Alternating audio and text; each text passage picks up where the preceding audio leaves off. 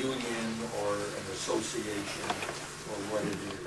I think it's more important to consider what SEA is in terms of function.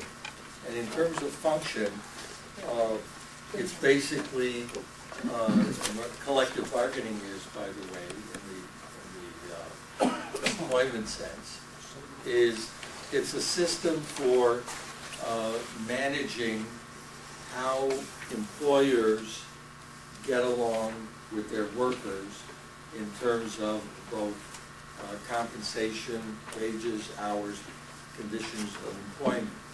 And what I like to point out is that labor and management have to get along on some level, whether they do it through what you call collective bargaining or they do it by some other means. And there are other means. I like to say that we really bargain about everything in our lives, pretty much. If I'm walking down the street in one direction and you're walking the other direction, we better figure out who's going to occupy what part of the sidewalk. Because if we don't, we're going to bump into each other. And that could be done by convention, you know, the rule that you stick to the right, or it could be done by body language, or whatever, but you got to figure out a way on how you're going to do that. Same thing with traffic. And it's that process of figuring out how people are going to get along with each other, management meeting its function and workers meeting their function, that becomes important. And that includes not only wages, which is pretty important and everybody's feeling the pinch. It also includes what happens when there's some kind of an incident. Management thinks they didn't do the job right, or there's some kind of discipline. And you got to figure out how to handle that as well. Now, for many years now, we've been doing that by negotiating a contract, and then supposedly each side adheres to what the contract requires. And then if there's a situation where we disagree with what management is doing, we say it violates the contract, we have a system for determining who's right and who's wrong. And that's called arbitration, and that gives us a path to go forward and get beyond the disputes. Now, what Scott Walker has done is really just broken everything, because he's a guy who thinks he knows better about almost everything. And so he does things that he doesn't have a lot of knowledge about, and he does not have a lot of knowledge about collective bargaining other than he does not like it.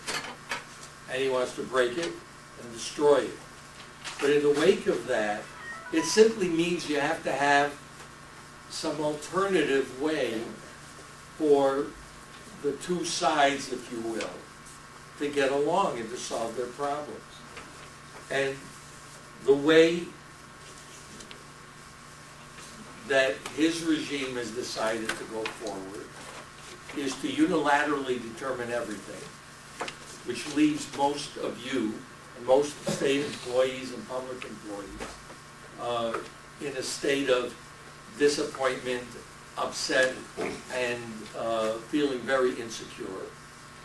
Because when somebody who indicates that they're going to give you no power or authority, at least formally, and they're going to exercise it, and they're going to exercise it in a way that you're not going to like, you start feeling insecure, you start feeling unhappy. And that's what goes on. In the area of discipline, or, you know, have you done your job right, and if not, what are we going to do about it? The path that's been chosen, I can tell you that that's so because I get calls all the time, is threats and intimidation. All right? They make you scared to do anything, to blink. They don't want anybody asking for a raise on your behalf, which is what SEA normally did. and then they don't want you asking for a raise on your own, which many people are afraid to do. I go and I speak to a group of 50 people, and I ask them, how many people in this room have gone up to their boss and said, I want a raise? And you know what? You might find one or two people. Most people don't do it because they're afraid to do it. Right? It's not because they don't think they deserve one or that they don't think they need one. Most people are a little, certainly nervous about doing it. And even the people that ask do it with reluctance. So it's really not a bad thing to have some organized way of dealing with that.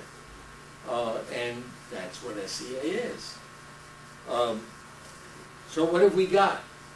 We got a regime that came in and gave people, public employees, about a 10% decrease in their pay by what they did with health care and by what they did with pensions. For those of you who've been around 100 years like me, you would remember that the amount that the state paid on your share of the pension, that was a demand that the state made many years ago. The state wanted to pay your share of the pension. And the reason they did is because they first of all, they lowered people's pay to achieve that.